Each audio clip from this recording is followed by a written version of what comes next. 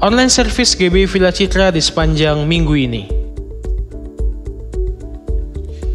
Morning Prayer, setiap hari Selasa sampai dengan Sabtu, pukul 8.15 pagi, live di YouTube channel GBI Villa Citra.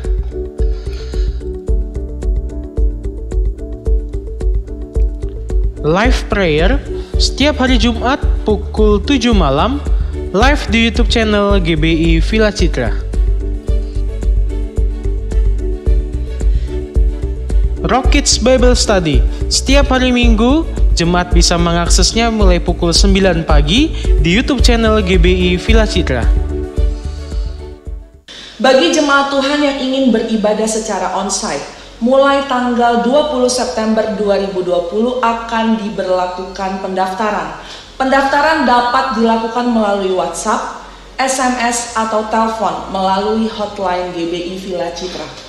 Berikut kami akan memberikan tutorial pendaftaran melalui WhatsApp. Buka kontak hotline GBI Villa Citra. Ketik Shalom di awal percakapan, maka jemaat akan menerima pilihan atau teks balasan. Setelah itu jemaat bisa memilih nomor 4 pendaftaran ibadah.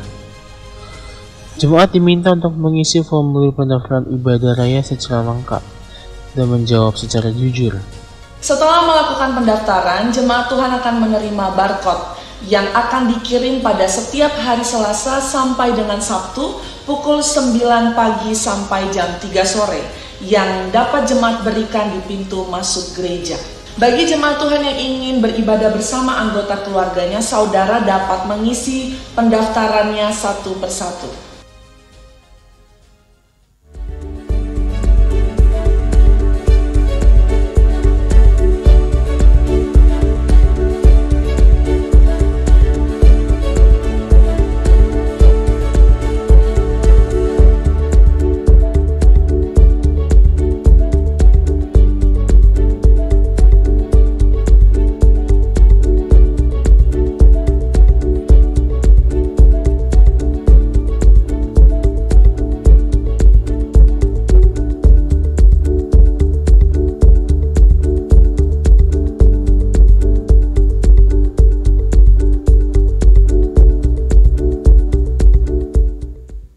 Haleluya, shalom. Sekali lagi boleh katakan shalom.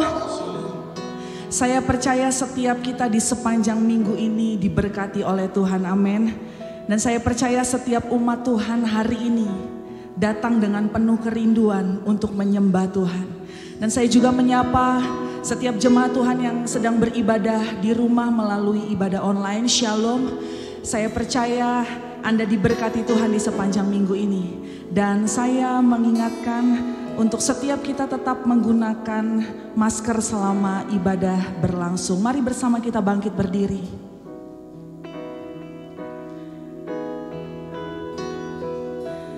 Mari kita naikkan ucapan syukur kita kepada Tuhan yang terus menyertai kehidupan kita, yang terus memelihara, sehingga setiap kita boleh tetap ada. Kita tetap kuat sampai hari ini. Semua oleh karena kemurahan Tuhan yang menopang seluruh kehidupan kita.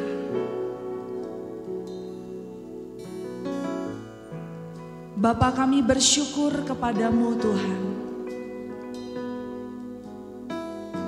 Kami terus menikmati kebaikan-Mu di dalam kehidupan kami sampai hari ini. Kami bersyukur Tuhan terus menyertai kami. Penyertaan-Mu sempurna dalam hidup kami Tuhan. Oleh sebab itu, kami bawa seluruh kehidupan kami kepadamu Tuhan. Biarlah kehidupan kami boleh menjadi nyanyian bagi-Mu. Kehidupan kami menjadi pujian dan penyembahan kepadamu Tuhan. Menjadi dupa yang berbau harum di hadirat-Mu Tuhan. Dan kami percaya Tuhan ada bersama dengan kami.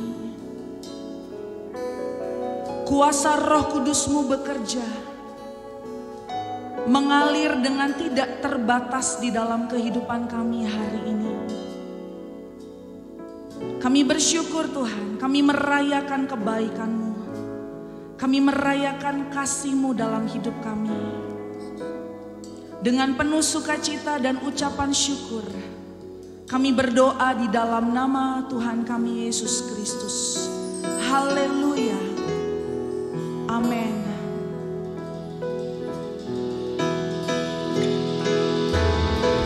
Inilah yang kami renungkan setiap waktu di dalam hidup kami Tuhan.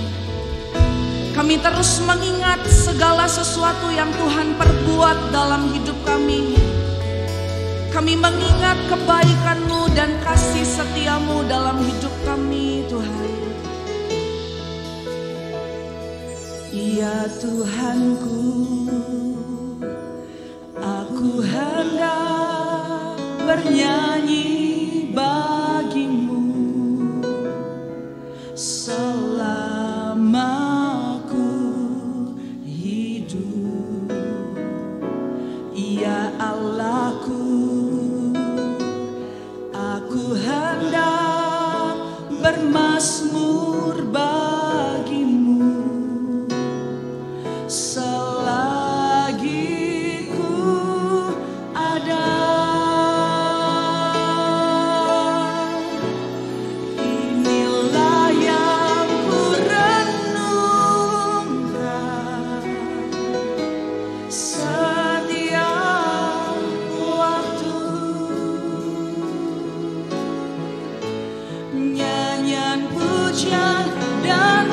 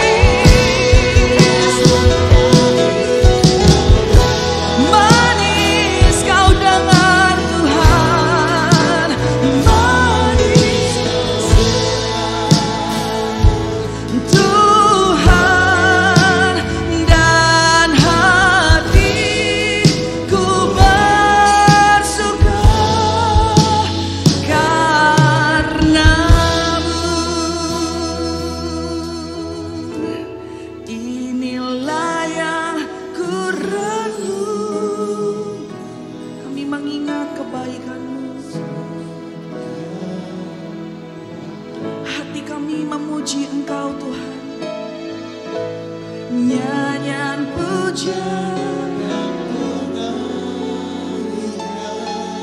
hanya kepadamu.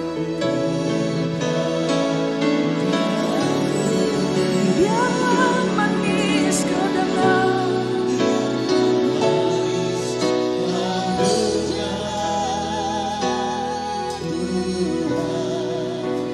manis kedengar Tuhan.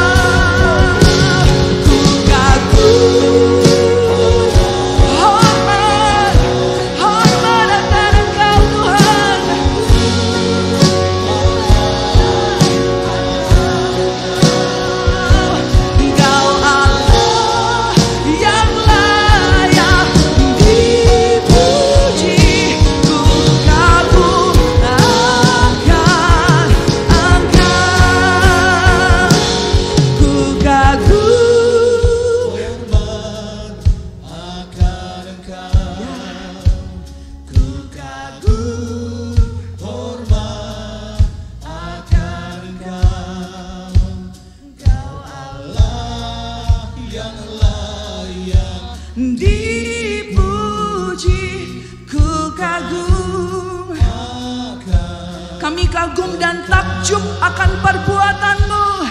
Ku kagum, hormat akan Engkau. Kagum, hormat.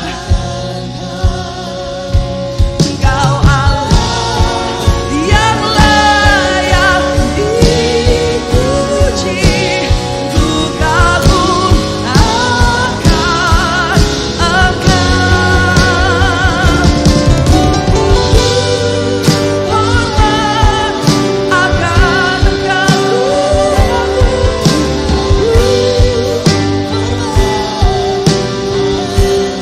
Engkau satu-satunya yang layak kami puji.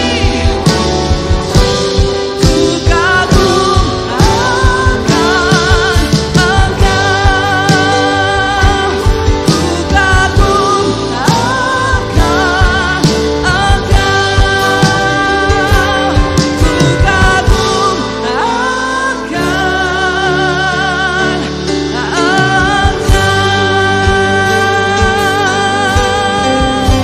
Haleluya, haleluya. Segala pujian, hormat, kekaguman kami, syukur kami hanya kami berikan kepadamu, Tuhan yang mengasihi kami. Mari setiap yang diberkati bersama dengan saya katakan amin. Haleluya. Setiap kita menikmati kebaikan Tuhan, amin. Sebab kasih setia Tuhan tidak pernah sekalipun berkesudahan dalam hidup kita. Apapun yang kita alami hari-hari ini, mari bersama-sama kita naikkan pujian kita. Kami nyatakan kebaikan-Mu dalam hidup kami, Tuhan. Kami nyanyikan pujian kami. Tiada berkesudahan kasih setia-Mu, Tuhan. Selalu baru rahmat-Mu bagiku. Hari berganti hari, hari berganti hari, tetap kami lihat tidak pernah berakhir di hidupku. Tuhan Yesus baik, sungguh amat baik, untuk selama-lamanya. Tuhan Yesus baik, Tuhan Yesus baik, sungguh amat baik, untuk selama-lamanya. Tuhan Yesus baik, terus melimpah kebaikan-Mu dalam hidup kami. Kami nyanyikan syukur kami hari ini, Tuhan. Tiada berkesudahan kasih setia-Mu, Tuhan. Selalu baru rahmat-Mu bagiku. Setiap hari kami melihat, tetap kulihat kasih-Mu tak pernah berakhir di hidupku. Tuhan Yesus baik, sungguh amat baik, untuk selama-lamanya. Tuhan Yesus baik, Tuhan Yesus baik, Dia sangat baik, untuk selama-lamanya. Tuhan Yesus baik, Tuhan Yesus baik, sungguh amat baik.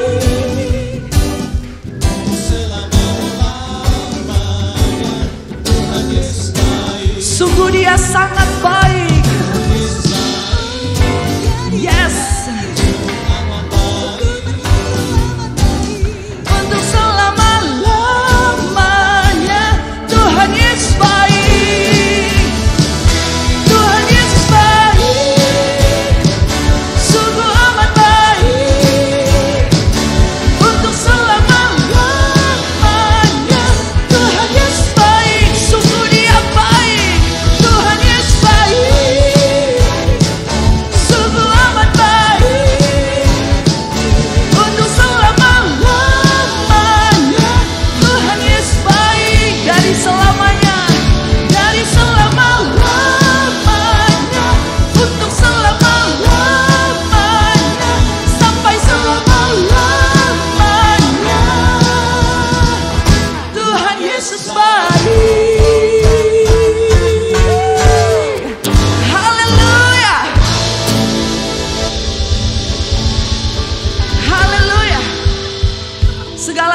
sesuatu bisa berubah, tapi kebaikan Tuhan tetap untuk selama-lamanya. Amin. Jemaat yang sangat dikasihi Tuhan, boleh duduk kembali.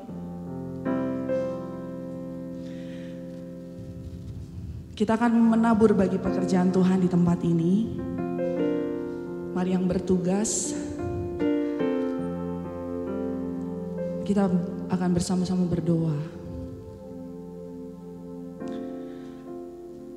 Kami bersyukur Tuhan, di sepanjang kehidupan kami terus menikmati kebaikan-Mu. Dan kebaikan-Mu tidak pernah sekalipun berubah dalam hidup kami. Kebaikan-Mu itu yang memberikan kami kekuatan untuk kami boleh terus menikmati kehidupan kami bersama-sama dengan Engkau Tuhan. Siang hari ini dengan penuh sukacita, dengan penuh ucapan syukur kami mau membawa korban persembahan kami. Kami menabur bagi pekerjaan Tuhan di tempat ini. Dengan penuh kerelaan hati kami memberi. Dan kami percaya Tuhan yang terus menyertai dan memberkati hidup kami.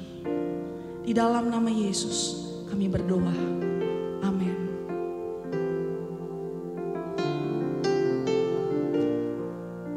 Sebab kami tahu hanya di dalam hadirat Tuhan kami mendapatkan kekuatan yang baru. Kami menerima kelegaan. Dan kami aman di dalam-Mu Tuhan. Ya Allah, Engkau kerinduanku,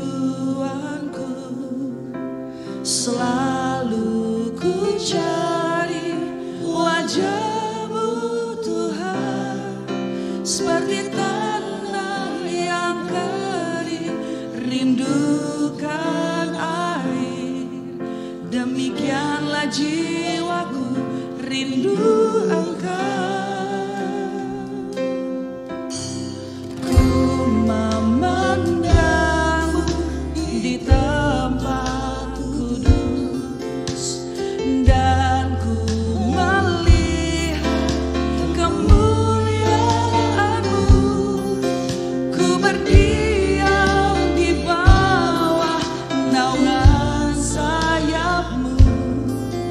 Dan ku dapati kekuatan baru, sebab kasih setia-Mu lebih dari hidup. Kebaikan-Mu melimpah atasku. Jiwaku melekat kepada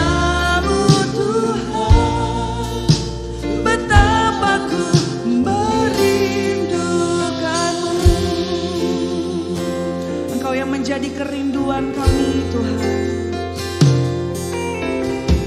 Ya Allah, Engkau kerinduanku,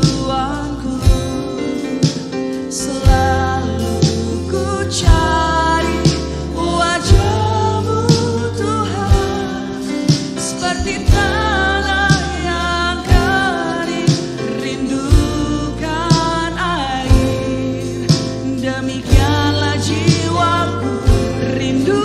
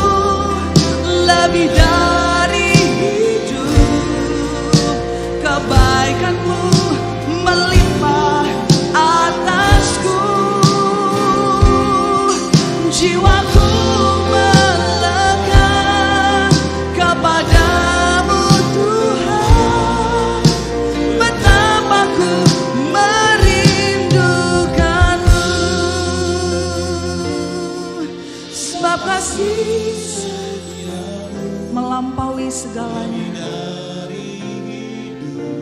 melebihi kelemahan kami.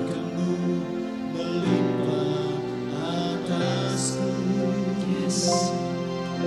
Jiwaku melekat kepadamu Tuhan, betapa ku merindukanmu.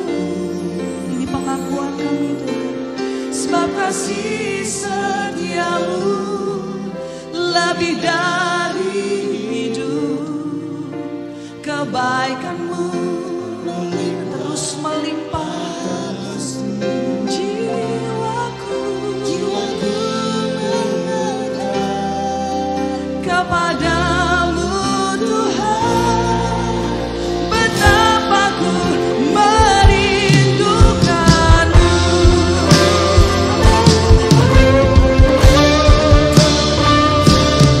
Sebab kasih setiamu lebih dari hidup, kebaikanmu melimpah atasku.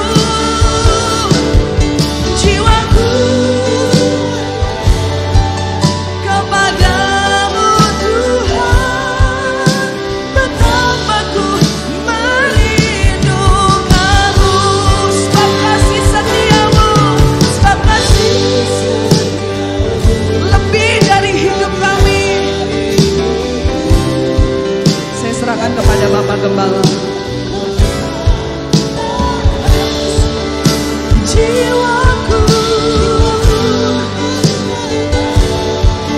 kepadamu Tuhan, betapa ku merindukanmu. Sebab kasih Setiamu lebih dari hidup, kebaikanmu melimpah atasku. Jiwaku melekat kepadamu Tuhan, betapa ku merindu, betapa ku merindukanmu, betapa ku merindukanmu. Ungkapan isi hati kami yang keluar dari kerinduan hati kami yang mendalam. Betapa kami merindukan Engkau setiap saat, setiap waktu dalam hidup kami. Sehingga siang hari ini kami ada dalam hadirat-Mu adalah sebuah ungkapan yang sesungguhnya merindukan Engkau lebih dari siapapun. Engkau kami butuhkan dalam hidup ini Tuhan. Kami ingin mendengarkan apa yang Tuhan mau katakan bagi kami. Sampaikanlah isi hati-Mu, kami siap untuk mendengarkannya. Berikan kami kemampuan untuk bisa mengerti dan memahami isi dan maksud hati Tuhan lewat kebenaran firman Tuhan yang akan kami sama-sama belajar. Di dalam nama Tuhan Yesus kami berdoa dan kami mengucap syukur. Semua kita yang percaya dan diberkati Tuhan sama-sama katakan amin. Amin, amin. Puji Tuhan, silakan duduk. Shalom Bapak Saudara. Apa kabar semuanya? Tuhan kita baik, dahsyat luar biasa. Nah Bapak Ibu, hari ini saya akan menyampaikan satu kebenaran firman Tuhan. Saya kasih judul khotbah saya, Yesus dan Hukum Taurat. Di dalam Matius pasal yang kelima, Matius pasal 5 ayat 17 dan ayat yang ke-18. Mari kita baca kedua ayat ini.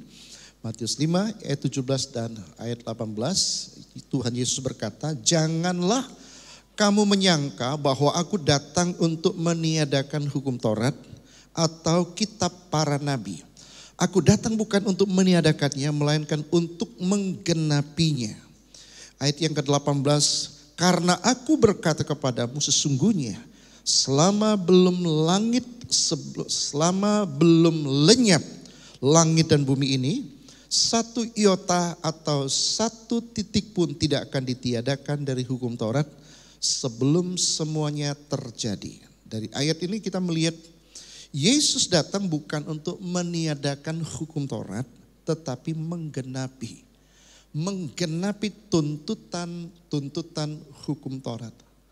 Mengapa hanya Yesus yang memenuhi syarat untuk memenuhi tuntutan hukum Taurat? Semua manusia telah gagal, jatuh dalam dosa, sehingga manusia tidak memenuhi syarat. Saudaraku yang kekasih, tidak akan bisa menggenapi hukum Taurat karena semua manusia sudah jatuh dalam dosa. Hanya Yesus satu-satunya yang memenuhi syarat. Saudaraku yang kasih dalam Tuhan. Nah, ada 4 pengertian kata menggenapi, ya. Yang pertama, Yesus menggenapi semua nubuatan tentang dirinya, baik terdapat dalam kitab Musa atau kitab Taurat Musa, ya, kitab nabi-nabi, yaitu kitab Nabi Yesaya dan nabi-nabi yang lain, juga kitab Mazmur. Semua itu menubuatkan tentang Yesus. Kalau saudara membaca dalam Lukas pasal 24 ayat yang ke-44, ia berkata kepada mereka, inilah perkataanku yang telah kukatakan kepadamu ketika aku masih bersama-sama dengan kamu, yakni bahwa harus digenapi. Perhatikan, Yesus ngomong tentang dirinya, harus digenapi semua yang tertulis tentang aku. Di mana? Dalam kitab Taurat Musa. Dan kitab mana lagi? Kitab nabi-nabi dan kitab Mazmur. Kitab Taurat Musa, ya, yaitu terdiri Kejadian sampai kitab Ulangan, itu disebut dengan kitab Taurat Musa. Setelah itu kitab nabi-nabi sampai kitab Mazmur, semua itu disebut dengan perjanjian lama. Itu menunjukkan yang berlaku adalah hukum Taurat. Ya, saudara yang kasih dalam Tuhan. Jadi Yesus berkata, Yesus datang menggenapi semua nubuat mengenai dirinya. Jadi Yesus sebelum datang sudah dinubuatkan baik oleh Musa maupun nabi-nabi, termasuk kitab Mazmur. Ya, dalam hal ini Raja Daud menubuatkan tentang kedatangan Tuhan Yesus. Kitab Musa itu menulis 5 kitab mulai dari Kejadian. Kejadian di pasal 3 ayat 15 berkata, karena aku akan mengadakan permusuhan antara engkau dan perempuan ini, dan antara keturunanmu dan keturunannya. Keturunannya akan meremukkan kepalamu dan engkau akan meremukkan tumitnya. Jadi sejak kitab Kejadian pasal 3 ayat 15, ya, itu sudah menubuatkan tentang kelahiran seorang penebus, seorang juru selamat melalui keturunan perempuan. Siapakah keturunan perempuan? Yaitu Maria. Jadi Yesus itu sudah dinubuatkan. Maka oleh bapak-bapak gereja, di dalam kitab Kejadian pasal 3 ayat 15 dikatakan inilah Injil yang pertama. Jadi Injil yang pertama bukan di dalam kitab Matius, tetapi justru ada di dalam kitab Taurat Musa. Dalam hal ini ada di dalam kitab Kejadian. Jadi Yesus datang menggenapi nubuat mulai dari kitab Kejadian sampai kepada kitab nabi-nabi dan kitab Mazmur. Jadi Yesus datang menggenapi nubuatan, ya, para nabi yang ada dalam perjanjian lama. Yang kedua, kata menggenapi artinya menggenapi hukum Taurat. Ya, hukum Taurat yang melambangkan pekerjaan penebusan yang dilakukan oleh setiap imam untuk menebus dosa umat manusia pada zaman perjanjian lama, itu selalu menggunakan simbol seekor binatang. Binatang yang tak bercacat itu simbol Kristus. Jadi, saudaraku yang kekasih, hukum Taurat yang mensimbolkan Yesus Kristus melalui persembahan binatang itu, Yesus datang menggenapinya, ya. Jadi setiap pengampunan dosa itu harus ada penumpahan darah. Kalau saudara membaca dalam kitab Ibrani pasal 9 ayat 22, dan hampir segala sesuatu disucikan menurut hukum Taurat dengan darah. Dan tanpa darah Tanpa penumpahan darah tidak ada pengampunan dosa. Jadi ya, pengampunan dosa pada zaman perjanjian lama, saudara yang kekasih, selalu ada penumpahan darah. Nah, itu adalah simbol pengorbanan Tuhan Yesus. Waktu perjanjian lama Yesus belum datang, hakikatnya belum datang. Tapi sudah disimbolkan bahwa nanti ia akan datang. Korban yang sesungguhnya, korban yang sempurna itu bukan lagi korban binatang tapi Yesus sendiri. Makanya Yesus datang menggenapi pekerjaan hukum Taurat dalam hal ini penebusan, ya, melalui pengorbanan binatang. Yang ketiga, kata menggenapi, Yesus menggenapi hukum Taurat, yaitu melakukan dengan sempurna. Saudara aku yang kekasih dalam Tuhan. Dalam kitab Ibrani pasal 10 ayat yang ke-14, sebab oleh satu korban saja ia telah menyempurnakan untuk selama-lamanya. Jadi pengorbanan Tuhan Yesus ketika datang ke dalam dunia ini, dia memberi dirinya mati di atas kayu salib, sekali mati untuk selama-lamanya.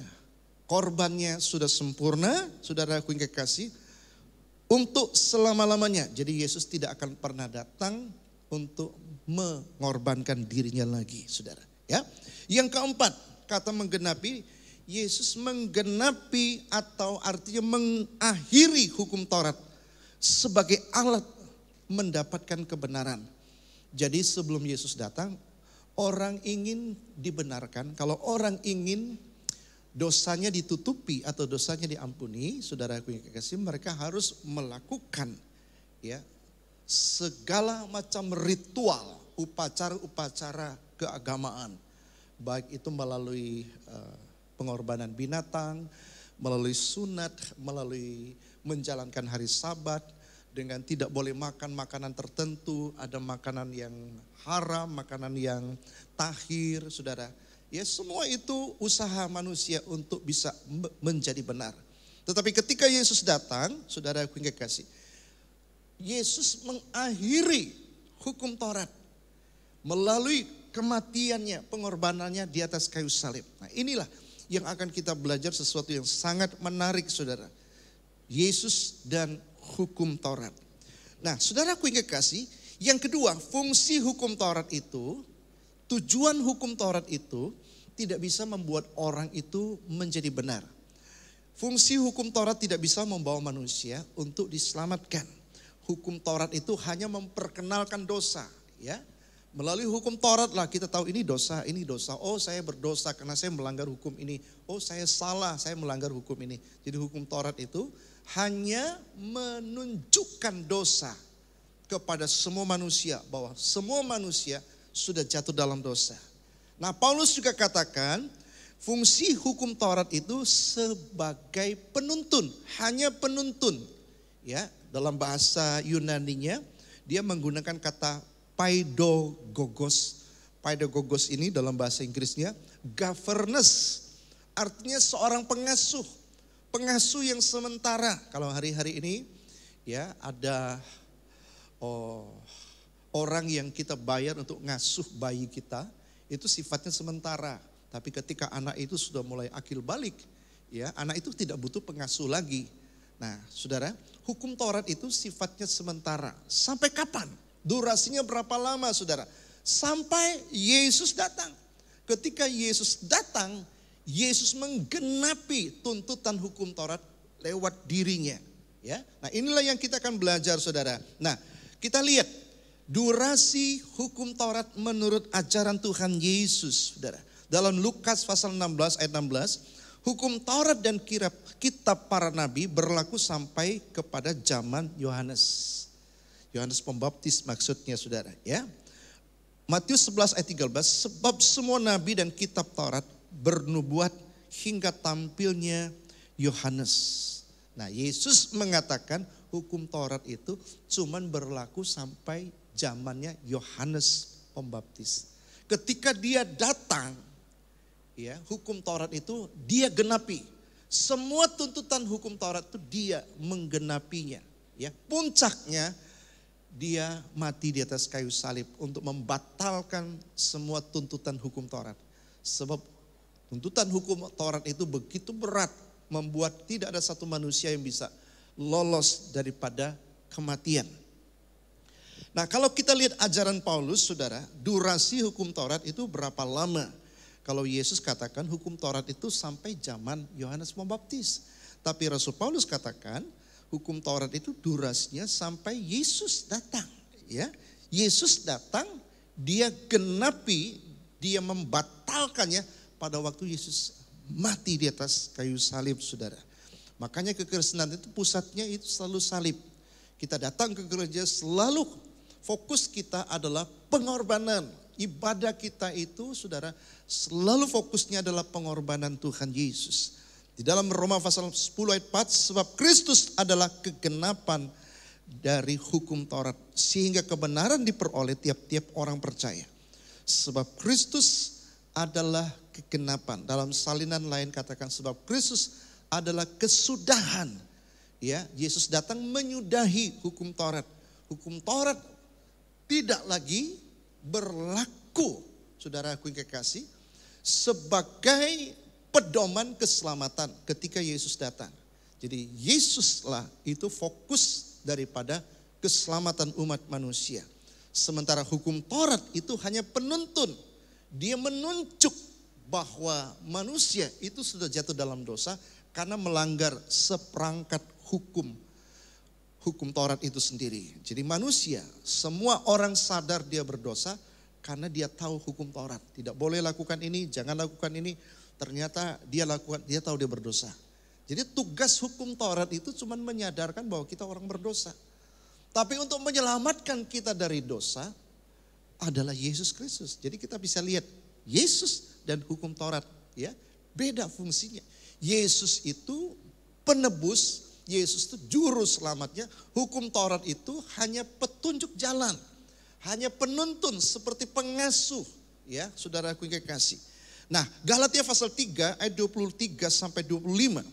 Sebelum iman itu datang, ini iman ini menunjuk kepada satu pribadi, yaitu Yesus Kristus. Sebelum iman itu datang, kita berada di bawah pengawalan hukum Taurat. Nah, sebelum Yesus datang, kita semua manusia hidup di bawah pengawalan hukum Taurat. Ya, ini bicara tentang manusia atau zaman hukum Taurat. Yesus belum datang. Dikurung sampai iman itu telah dinyatakan. Jadi hukum Taurat adalah penuntun bagi kita. Sekali lagi kata penuntun itu paidogogos. Ya, arti daripada penuntun itu, saudaraku yang kekasih, pengasuh sementara. Seperti kalau sekarang ini babysitter lah, ya. Nah, babysitter dia mengasuh sampai akil balik.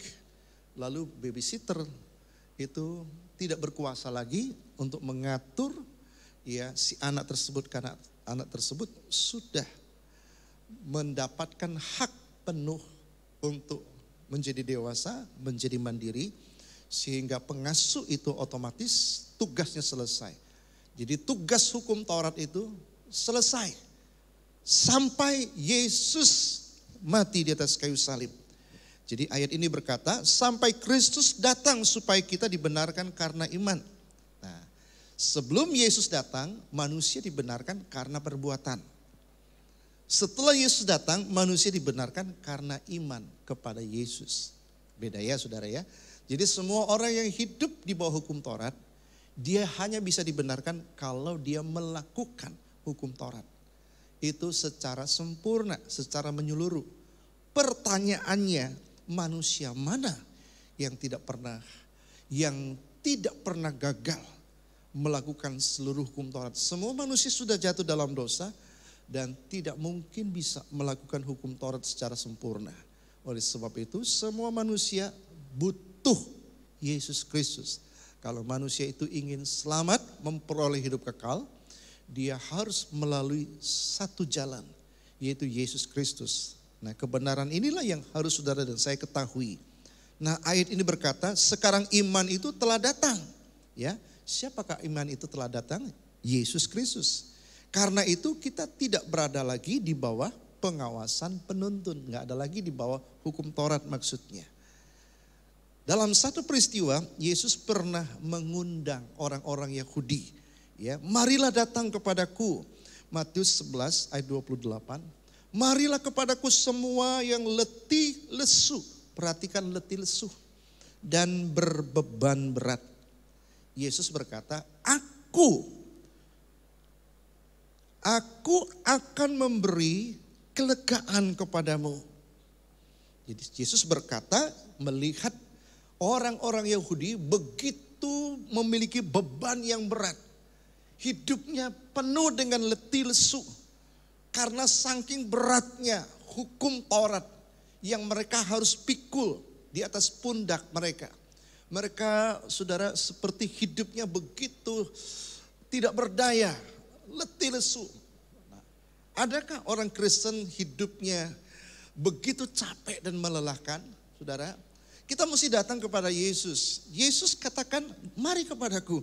Ini undangan, ya tawaran spesial buat siapapun yang merasa hidup ini capek, lelah. Kenapa?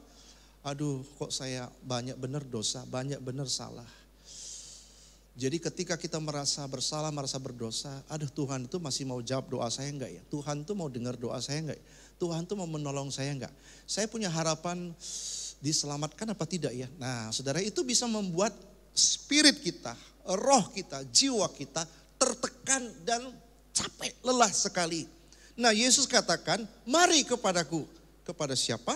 Kepada Yesus. Siapa? Semua orang yang letih lesu dan berbeban berat. Nah, kata letih lesu dan berbeban berat ini adalah orang-orang Yahudi yang waktu itu hidup di bawah hukum Taurat. Capek dan melelahkan. Yesus ngomong apa di dalam ayat 29? Pikulah kuk yang kupasang. Jadi Tuhan Yesus memberikan kuk. Tahu kuk, saudara? Saudara kalau itu sapi ya atau kerbau ya, itu ada kuk, saudara. Ada kayu taruh di sini ya, itu untuk angkat beban. Nah, itu sapi itu hidup di bawah kuk, bawah tekanan beban. Saudara, aku yang kekasih dalam Tuhan. Nah, Yesus katakan, pikullah kuk yang kupasang, belajarlah kepadaku, karena aku lemah lembut dan rendah hati, jiwamu akan mendapatkan ketenangan.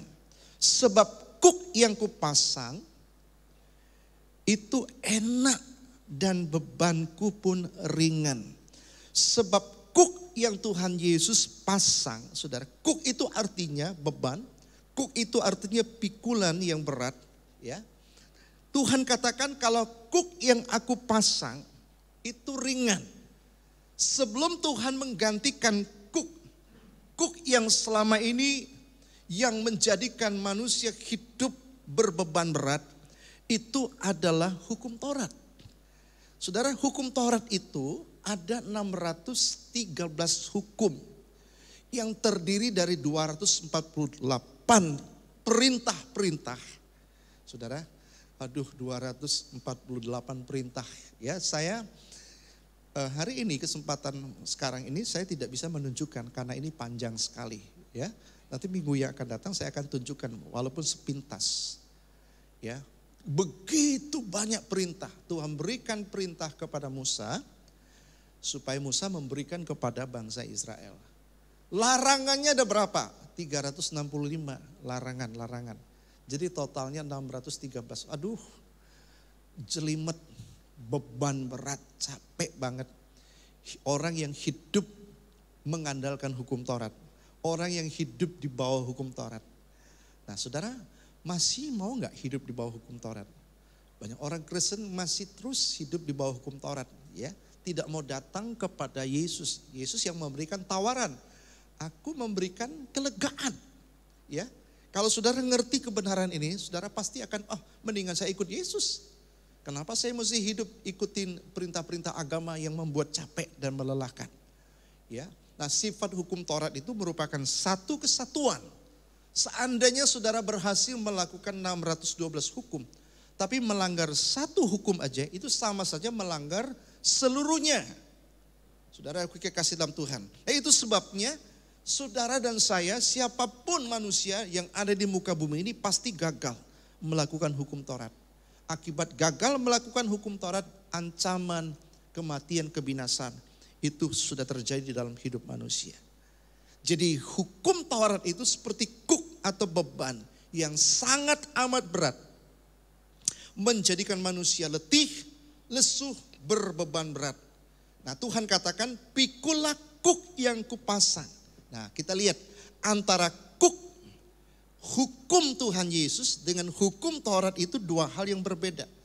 Hukum Tuhan Yesus cuma dua. Dia sangat ringan sekali. Sementara hukum Taurat 613. Nah hukum yang Tuhan Yesus berikan, Tuhan taruh dalam pundak kita cuma dua. Yaitu hukum kasih. Hukum kasih yang pertama adalah kasihilah Tuhan Allahmu dengan segenap hati, segenap jiwa, segenap kekuatan dan akal budimu. Nah ini kuk yang Tuhan bebankan kepada saudara. Ini hukum yang Tuhan taruh dalam hidup saudara dan saya. Jadi hukum yang ada di dalam hati kita bukan hukum Taurat yang 613 ini, ya. Tapi yang pertama yang saudara harus taati adalah mengasihi Tuhan. Jadi pergumulan hidup orang percaya, saudara dan saya, adalah setiap hari mengasihi Tuhan. Saudara ke gereja mengasihi Tuhan. Saudara memberi karena mengasihi Tuhan. Saudara menyanyi, menyembah, melayani karena mengasihi Tuhan. Ya, itu saudara nomor satu. Yang kedua, kasihilah sesamamu manusia seperti dirimu sendiri. Nah, dua hukum inilah yang Tuhan taruh di dalam pundak saudara dan saya. Ringan, ya. Jadi hukum ini beban yang Tuhan taruh, Tuhan tanggungkan atas hidup kita ini ringan banget. Ya, enggak seperti beban hukum Taurat yang 613 membuat itu orang terbungkuk-bungkuk rohnya. Capek hidup seperti itu. Nah saudara, masih banyak orang Kristen yang hidup ya beban berat. Kenapa saudara? Karena saudara enggak datang kepada Yesus. Saudara tidak fokus kepada Yesus. Saudara tidak melihat Yesus. Yesus sudah tanggung 613 hukum itu di dalam tubuhnya di atas kayu salib. Dan dia menggantikan hukum cuma dua. Yaitu hukum mengasihi Tuhan dan mengasihi sesama. Katakan bersama dengan saya. Tuhan menaruh kuk di dalam pundak saya. Katakan, Tuhan Yesus menaruh kuk di atas pundak saya. Cuma dua. Satu, mengasihi Tuhan. Kedua, mengasihi sesama. Katakan dua hukum yang Tuhan Yesus perintahkan, Tuhan taruh di dalam hidup saya sebagai orang Kristen. Yang pertama, mengasihi Tuhan. Yang kedua, mengasihi sesama. Nah ini gak boleh, ini satu kesatuan. Kalau saudara cuma mengasihi Tuhan tapi membenci saudara kita, itu juga gak bisa saudara. Atau saudara mengasihi saudara terus gak mengasihi Tuhan juga gak bisa. Dua hukum ini harus, tidak boleh pincang. Dua-dua ini harus dipenuhi. Jadi kuk Tuhan Yesus atau hukumnya Tuhan Yesus itu simpel banget. Mudah, ringan. Mengasihi Tuhan, mengasihi sesama. Inilah kesimpulan dari 613 hukum. Disimpulkan oleh Tuhan Yesus cuma dua hukum. Kenapa kita nggak ikut Yesus saja? Cuma dua hukum. Yesus mau kita mengasihi Dia dengan segenap hati dan mengasihi sesama seperti diri kita sendiri. Ya, kalau saudara mengasihi sesamamu manusia, saudara nggak mungkin membenci dia. Kalau saudara mengasihi sesamamu manusia, saudara nggak mungkin mendustai dia. Kalau saudara mengasihi sesama, saudara nggak mungkin membunuh dia. Kembali lagi kepada hukum Taurat yang sesungguhnya. Jadi itu sebabnya kalau kita mengerti konsep hukum Tuhan Yesus, di mana Yesus datang merubah hukum dari hukum Taurat yang kaku menjadi hukum hukum cuma dua hukum, yaitu hukum kasih.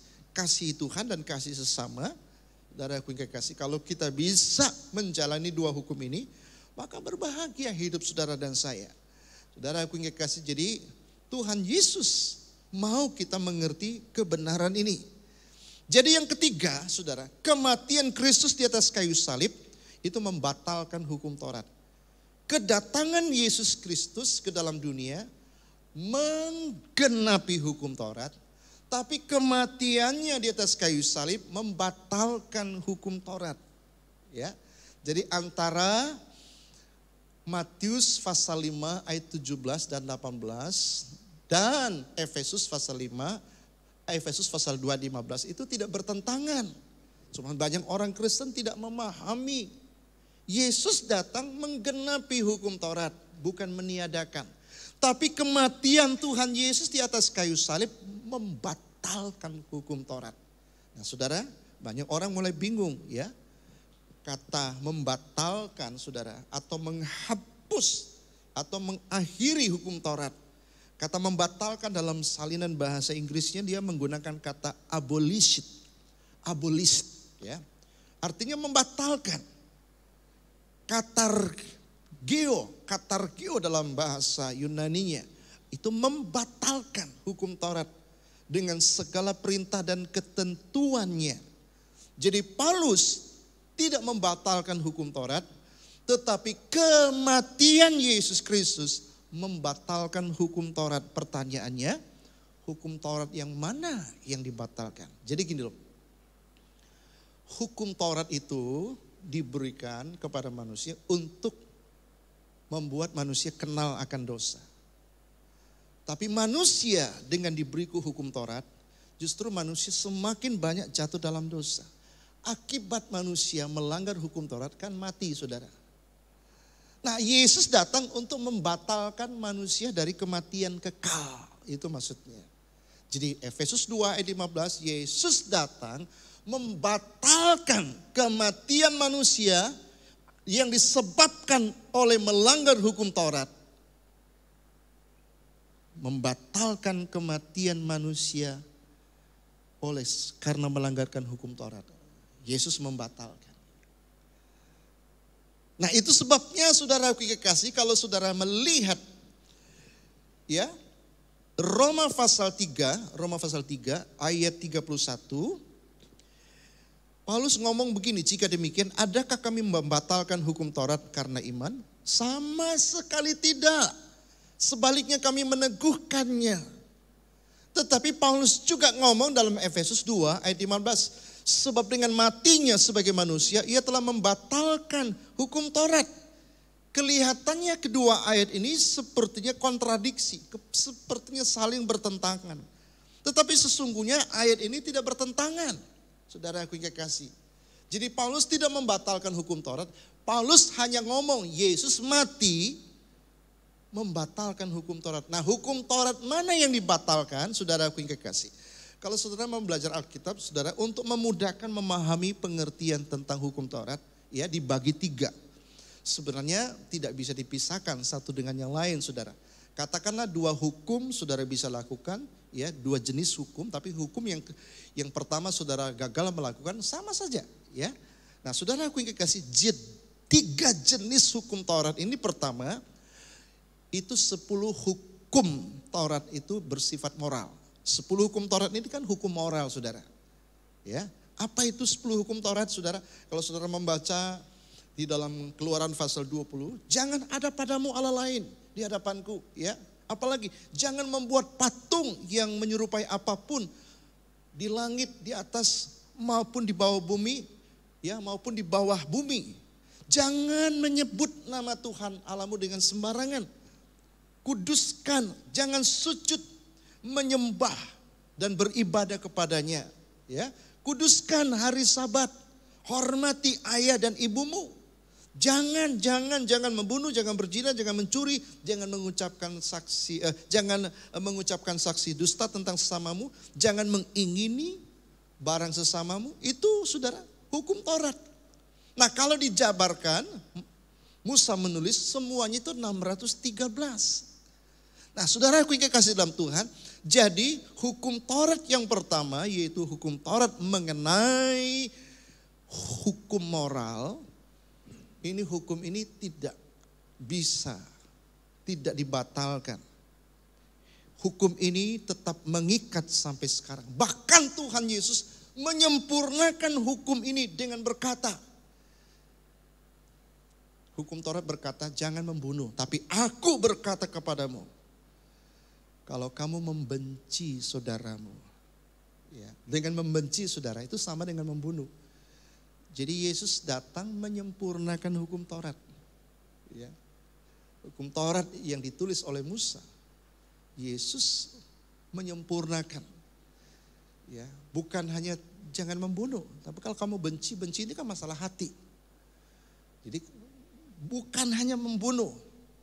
Kalau kamu tidak membunuh tapi kamu membenci, itu sama saja membunuh. Waduh, kalau begitu siapa yang sanggup ya melakukan hukum Taurat ini? Nah, kira-kira seperti itu, saudara. Ya. Jadi hukum Taurat yang mana yang dibatalkan? Hukum Taurat mengenai hukum upacara. Hukum upacara ini kita sudah belajar, hukum simbolik, ya. Yang ritualistik, yang jasmania, ini sudah dibatalkan. Apa itu? Yang sudah dibatalkan ketika Yesus mati di atas kayu salib. Yang pertama soal sunat. Jadi orang Kristen ya tidak harus sunat. Tapi kalau orang Yahudi itu harus. Karena mereka hidup di bawah hukum Taurat. Harus setiap laki-laki harus disunat. Buang kulit katanya. Kan sudah dibatal oleh Tuhan Yesus. Efesus 2:15. Yesus mati di atas kayu salib membatalkan hukum Taurat yang berbicara tentang soal sunat. Yang Tuhan mau sekarang ini bukan sunat kulit katan itu, sunat hati. Hatimu yang harus dibersihkan. Percuma kita cuman hanya kulitnya aja dibersihkan tapi hatinya nggak bersih. Nah, ya. Jadi kita lihat semua itu bersifat simbolik. Sudah dibatalkan. Terus Sabat, hari Sabat. Memang masih ada orang Kristen tertentu, khususnya saudara-saudari kita, orang-orang Advent, masih begitu kuat menjalankan atau ya menerapkan hari Sabat. Ya. Tapi ketika Yesus datang, hari Sabat itu, ya saudaraku yang kekasih, sudah dibatalkan. Ya. Terus persembahan korban binatang. Maka tidak ada lagi orang Kristen mesti korban persembahan binatang. Ya, karena sudah dibatalkan. Karena korban yang sesungguhnya itu Yesus Kristus mati di atas kayu salib. Dialah korban yang sesungguhnya. Jadi korban binatang sudah tidak perlu lagi. Tapi sampai hari ini orang Yahudi, khususnya mereka yang agama Yudaisme, ya masih korban binatang. Ya. Saudara aku kasih dalam Tuhan, soal makanan nggak ada lagi yang bisa menajiskan kita. Karena dulu sebelum Yesus datang, makanan bisa membuat kita najis. Tapi setelah Yesus datang, semua makanan boleh dimakan.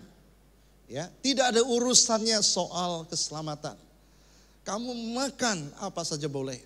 Cuman makanan itu hanya memberikan dampak kesehatan, bukan dampak keselamatan, ya.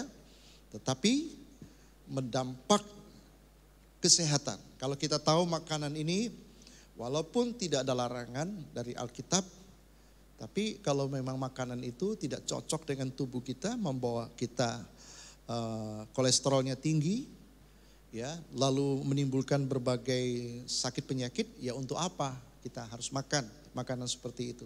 Tapi kalau kamu mau makan, ya nggak apa-apa. Nggak ada hubungannya dengan masuk sorga. Masuk sorga itu urusan Tuhan Yesus. Percaya dia masuk sorga, ya. Nah, terus persoalan tidak ada lagi soal najis, soal pakaian. Pakaian pun tidak jadi ukuran, ya. Tuhan tidak melihat seseorang dari pakaiannya. Cuman manusia melihat orang dari pakaian. Tapi Tuhan sendiri lihat dari hatinya. Tuhan selalu melihat ke dalam hati, ya. Sikap tubuh pun sudah dibatalkan, pakaian dibatalkan, ya. Nah, selama ini saudaraku yang kekasih, sampai hari ini yang masih bertahan adalah orang-orang Yahudi asli di sana. Mereka hanya tetap bertahan soal Sabat, mempertahankan korban binatang, mempertahankan makanan yang disebut dengan kosher, makanan yang dianggap suci, halal, ya saudaraku yang kekasih. Terus masalah pakaian, sikap tubuh, kalau mereka beribadah kepada Tuhan, sikap mereka, tubuh mereka itu ngangguk-ngangguk sampai begitu saudara, ya. Nah sekarang Tuhan itu lihat hati. Jadi ya yang Tuhan batalkan itu semua upacara hukum yang bersifat ritual dan simbolik sudah dibatalkan oleh Tuhan Yesus. Ketika dia mati di atas kayu salib, dia berkata, tetelestai, sudah selesai. Ya sudah dilunasi. Yang ketiga, itu hukum tentang hukum sipil. Hukum sipil ini adalah hukum sanksi. Setiap orang yang melanggar hukum itu pasti akan menerima hukuman. Apakah hukuman cambuk, apa hukum dirajam batu seperti perempuan yang kedapatan sedang berbuat zina itu. Ya perempuan ini diseret di hadapan Tuhan Yesus. Mereka siap pegang batu ingin merajam perempuan ini. Karena menurut hukum Taurat, orang yang kedapatan sedang berbuat zina itu harus dirajam batu, ditimpuki batu sampai mati. Ya, nah itu zaman dulu. Nah ketika Yesus datang, Yesus membatalkan itu. Ya, nggak ada lagi saudaraku yang kekasih dalam Tuhan. Ya, nah jadi tidak ada lagi orang Kristen yang saling menghakimi. Mata ganti mata, gigi ganti gigi. Saudaraku yang kekasih, sudah dibatalkan. Sekarang Tuhan suruh kita jangan membalas kejahatan dengan kejahatan. Itu yang Tuhan perintahkan. Ya, jadi hukum yang sudah dibatalkan oleh Tuhan Yesus. Cuma satu hukum yang tidak dibatalkan, yaitu hukum moral. Jangan mencuri, tidak dibatalkan. Jangan membunuh, tidak dibatalkan. Bahkan disempurnakan. Ya. Kamu memang tidak membunuh, tapi kalau membenci saudaramu itu sama saja kamu membunuh. Kamu memang tidak berzina, tapi kalau kamu lihat perempuan lalu kamu menginginkannya, kamu sudah berzina dalam hatinya. Jadi Tuhan datang ya menyempurnakan hukum ini. Jadi hukum itu tambah sempurna lagi. Hukum itu sampai hari ini masih berlaku, saudaraku yang kekasih. Sementara hukum upacara simbolik ritualitis jasmania, yaitu soal sunat, soal hari Sabat, soal persembahan korban binatang, soal makanan, soal pakaian, soal sikap tubuh, itu semua sudah dibatalkan Tuhan Yesus. Sekarang Tuhan lebih condong melihat hati manusia. Ya, nah sekarang kita lihat yang keempat. Sudah selesai, arti kata sudah selesai itu tetelestai dalam bahasa Yunaninya. Dalam bahasa Ibrani nislam, ya artinya sudah dilunasi atau sudah didamaikan. Kalau saudara melihat dalam Yohanes pasal 19 ayat 30, ucapan Yesus yang keenam adalah tetelestai, it's finished. Ya, artinya sudah selesai. Itu sebabnya perkataan Yesus Kristus tentang tetelestai ini, saudaraku yang kekasih, buat Rasul Paulus sangat tegas mengatakan. Jadi Paulus menyimpulkan lewat kematian Tuhan Yesus di atas kayu salib, saudara, dia membatalkan hukum Taurat dengan segala perintah dan ketentuannya. Maksud membatalkan hukum Taurat ini. Hukum Taurat ini kalau kita langgar, kita mesti mati kekal. Yesus membatalkan kematian kekal itu melalui kematiannya di atas kayu salib. Jadi saudara yang percaya kepada Yesus sebagai Tuhan dan Juru Selamat, saudara tidak akan ada lagi penghukuman kekal. Jaminan hidup saudara dan saya adalah jaminan hidup kekal. Kenapa? Penghukuman kekal karena kita melanggar hukum Taurat itu sudah dibatalkan. Sudah diselesaikan. Sudah ditanggung oleh Tuhan Yesus. Sudah dilunasi oleh Tuhan Yesus. Di atas kayu salib. Itu artinya saudara ya. Yang kedua, Yesus menghapus surat hutang. Lewat kematiannya di atas kayu salib dia menghapus surat hutang. Nah saudara, dosa di dalam pikiran orang Yahudi, dosa dalam pikiran orang Semitik, saudaraku yang kekasih, itu sama dengan hutang. Hutang dosa, namanya orang berdosa itu dia pasti berhutang. Hutang apa? Hutang kematian. Nah, hutang kematian kita ini sudah dibayar Yesus lewat kematiannya di atas kayu salib. Jadi saudara, ketika saudara mati, saudara nggak akan mati selama-lamanya. Karena kematian sudah ditanggung oleh Tuhan Yesus. Saudara akan mengalami kebangkitan dan hidup kekal selama-lamanya. Itu maksudnya. Jadi kata sudah selesai ini, kata tetelestai ini artinya Yesus sudah menghapus hutang dosa kita, sudah dilunaskan di atas kayu salib. Maka dikatakan it's finished, sudah selesai hutangnya.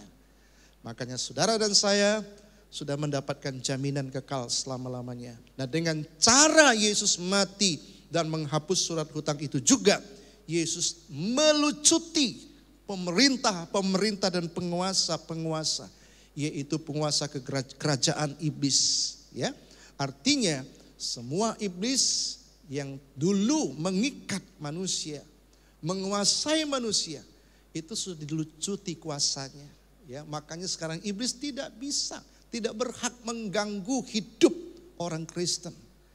Seharusnya orang Kristen itu tidak bisa dirasuk oleh setan. Nggak mungkin, karena kuasanya sudah dilucuti oleh Tuhan Yesus. Saudara yang kasih dalam Tuhan, ya, sudah dilucuti kuasanya. Dia nggak punya kuasa sama sekali. Dia nggak bisa membelenggu, nggak bisa mengikat manusia. Kenapa? Karena sudah ditanggung oleh Tuhan Yesus di atas kayu salib. Nah, saudara, kata tetelestai, ya, atau kata sudah selesai, ya, dalam tata bahasa Yunani dia menggunakan kata apa? Perfect tense. Kata perfect tense ini atau kata it's finished ini artinya kan masa lampau. Sudah dikerjakan Tuhan Yesus masa lampau 2000 tahun yang lalu. Itu mengandung satu kali untuk selama-lamanya. Tidak perlu diulang lagi. Tapi dampak kematian Tuhan Yesus sekali untuk selama-lamanya. Saya kasih contoh, saudara yang kasih dalam Tuhan. Kita dulu pernah sekolah sebelum kita lulus SMP, SMA, jadi sarjana sampai hari ini, kita dulu pernah sekolah SD. Saudara lulus SD kapan? Kapan saudara lulus?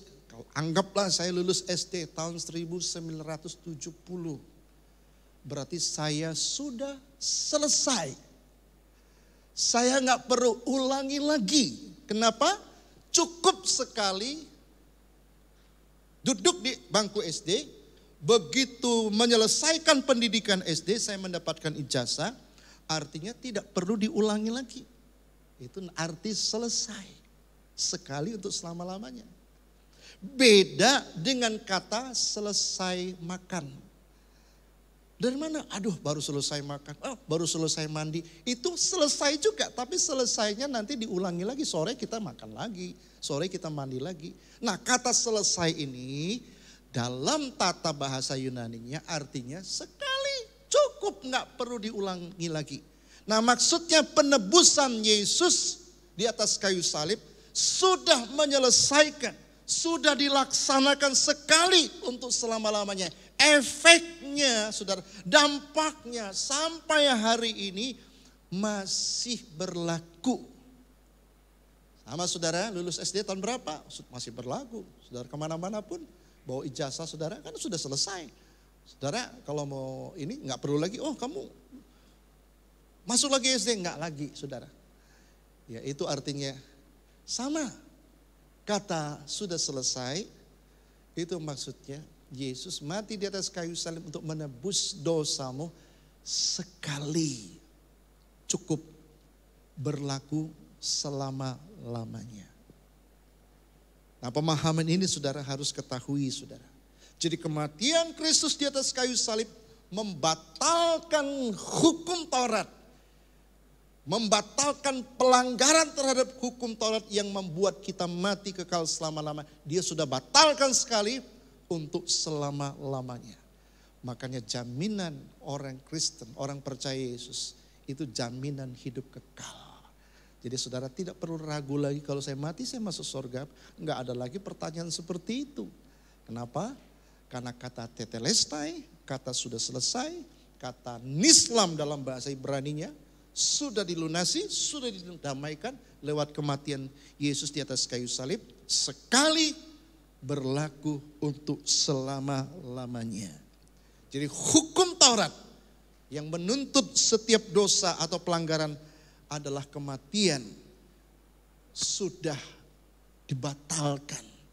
Sudah diselesaikan Tuhan Yesus. Sudah dibayar lunas Tuhan Yesus melalui darahnya, melalui kematiannya di atas kayu salib.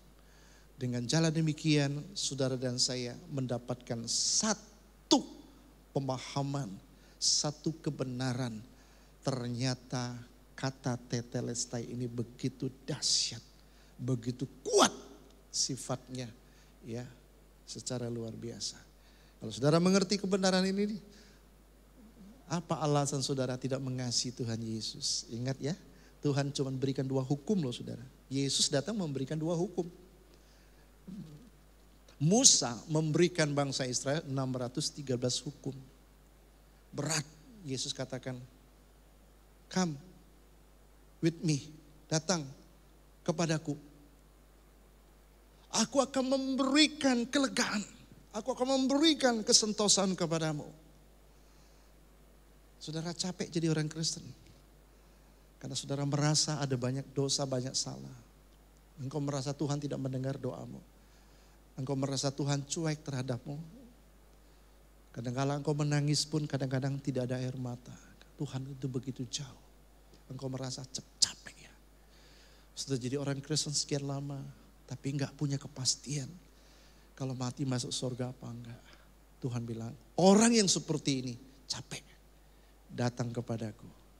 Aku cuma memberikan 2 hukum. Pikulah kuk. Kuk ini beban. Kalau saudara lihat sapi ada kayu di pundaknya. Itulah kuk Tuhan Yesus. Pertama, hukum kuk beban Tuhan Yesus. Cuman tugas saudara dan saya mengasihi Tuhan. Dengan segenap hati mengasihi sesama.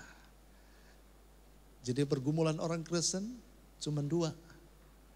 Perintah Tuhan Yesus cuma 2. Apa itu?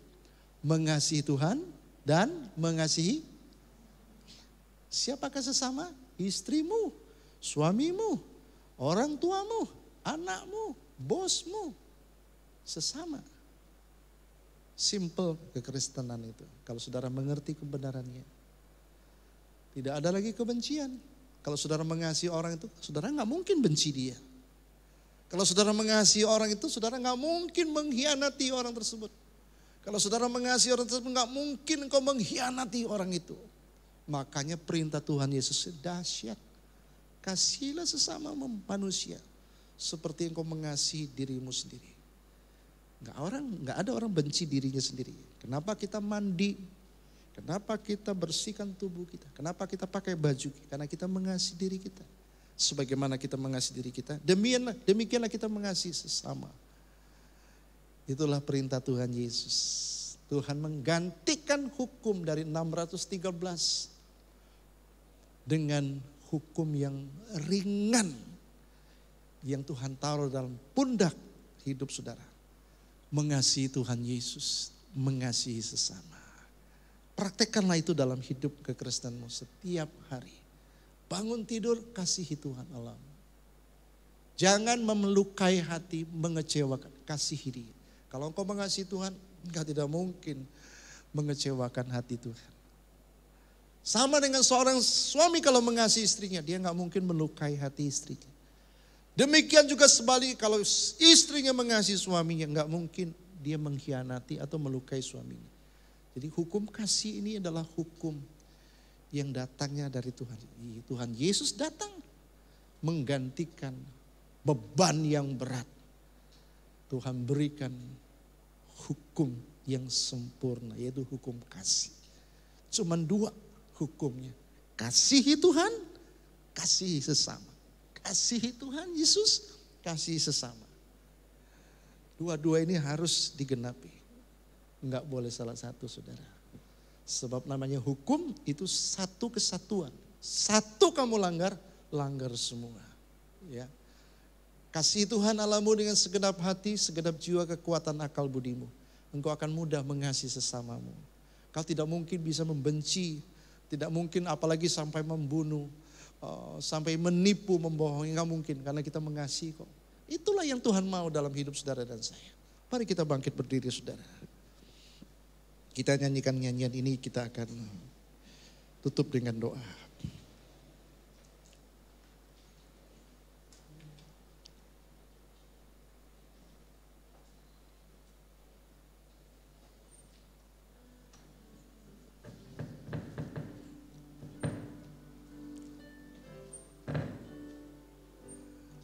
Ya Allahku, ya Allahku, Kau kerinduanku, selalu ku cari wajah-Mu Tuhan, seperti tanah yang kering rindukan air.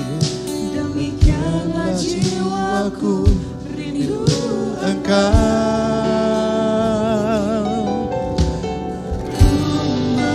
Memandangmu di tempat kudus, aku melihat kemuliaan-Mu.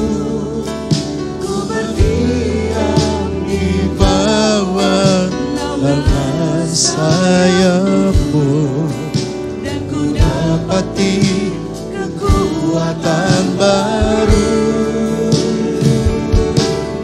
Sebab kasih setia-Mu lebih dari hidup, kebaikan-Mu terlimpah atasku.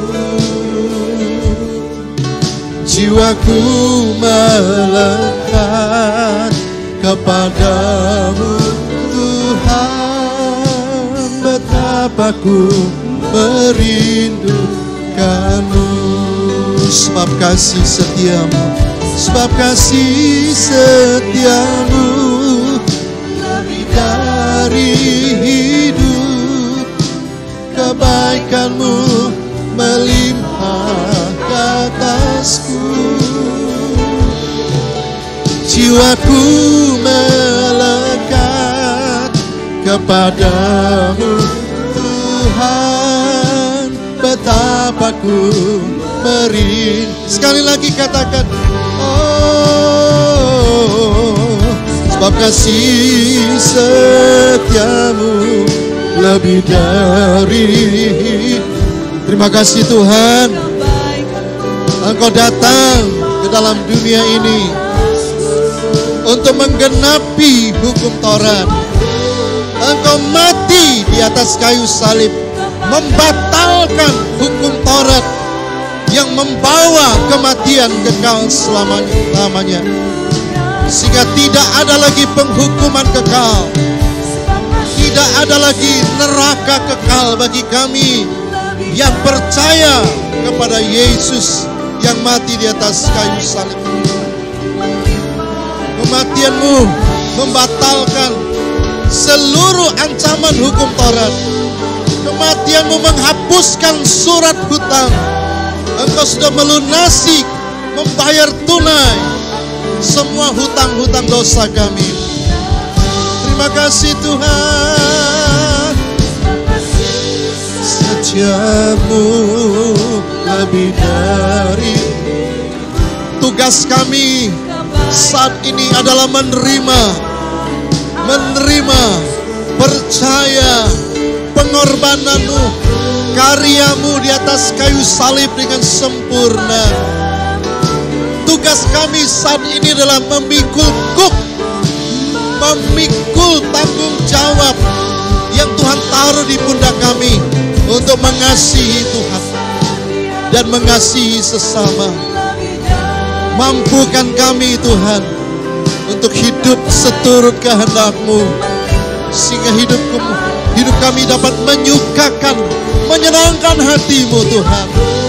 Jika kami melayani dengan kasih. Jika kami bernyanyi, jika kami berlakukan apapun, kami lakukan itu dengan kasih. Terima kasih Tuhan. Betapa ku merindukanmu, betapa ku merindukanmu. Mari kita angkat tangan kita di hadapan hadirat Tuhan. Dari yang kekasih dalam Tuhan, terimalah anugerah kekuatan, sukacita daripada Allah Bapa, cinta kasih sayang Tuhan kita Yesus Kristus, dan di dalam persekutuan Roh Kudus menyertai kita semua hari ini, esok dan seterusnya, bahkan sampai selama-lamanya. Di dalam nama Tuhan Yesus kami berdoa dan kami mengucap syukur. Semua kita yang percaya diberkati Tuhan, sama-sama katakan amin.